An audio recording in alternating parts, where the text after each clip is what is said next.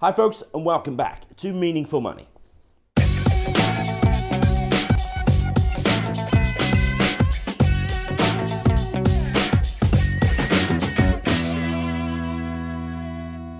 Happy New Year, welcome to 2012, the first video of 2012. It's a bit ridiculous really, saying Happy New Year on what will be the 11th, I think, when this goes up, yeah.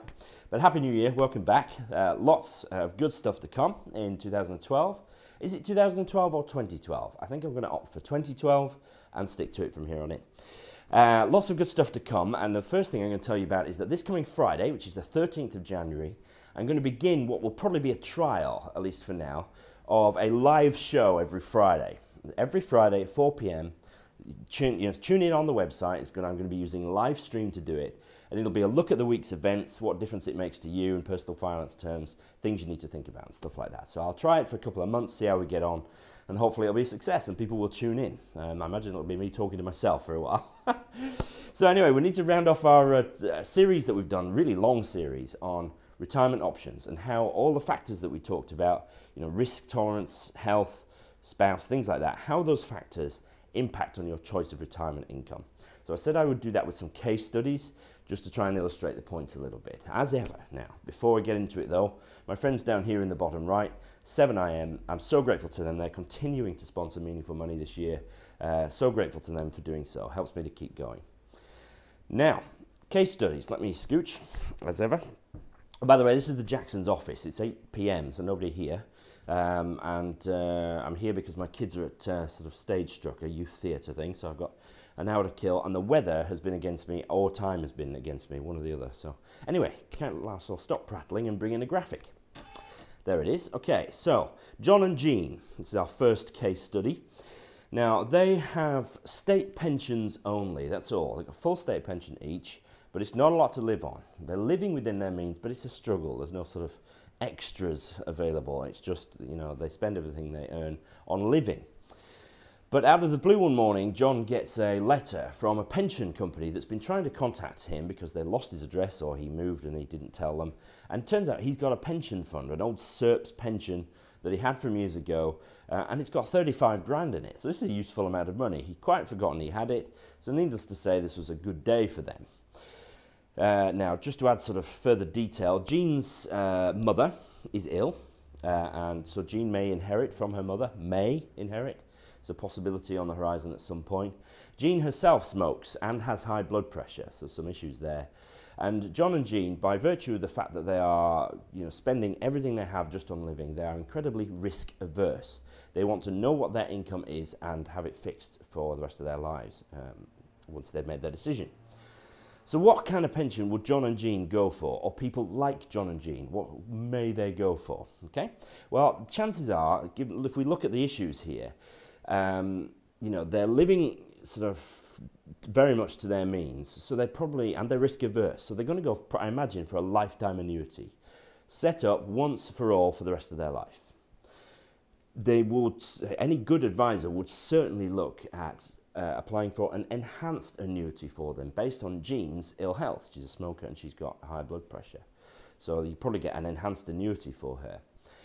And chances are, given that John and Jean may inherit, okay, you should never spend your money before you've got it, but they may inherit, and so they would probably go for a level lifetime annuity, one that stays the same, because you get more then than having one which goes up, because they may inherit. So they may say, well, look, we'll have as much as we can from the pension now, because 5 years down the line, chances are there's 100 grand or a couple hundred grand coming our way from mum's house or whatever.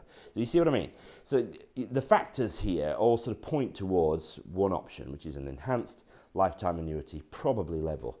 But there's never just one option. There are always sort of more than one. Everybody's different. And so I'll say it again, take advice when you come to choosing your retirement options. Case study 2, this is Peter and Paula, okay? They have their state pensions too. Peter has a level annuity which is enhanced because he's diabetic, so they've got more income, these people. Paula has a fund of 60,000 quid and she would like to get as much income as she can out of that. And they're happy to take some risk, particularly with the income. That's pretty encouraging. They understand that the income may go down or up dependent on investment performance, but they're happy to take some risk, a modicum of risk. Right? Well, for these people, they've got sort of two options, really, that I certainly would be talking to them about. There's not enough fund, really, there to consider drawdown. I'm going to look at a drawdown example next time. But these people, Peter and Paula, could look at an investment-backed annuity. So one where you choose a growth rate, and if the annuity performs well enough, then the income will go up. If it doesn't perform, the income will go down a little bit. So something like that, because they're prepared to accept some risk and they've got good other income, then that sort of little fluctuation in that part of income could be worth going for. Alternatively, they could go for what's called a fixed term annuity, which we talked about a few videos back. Not least because Peter's diabetes will reduce his lifespan. It's very likely that Paula will outlive her husband. And so she might want to provide an income for him in the sort of shorter term, but chances are, he is going to die before her, so she may decide she wants to choose again.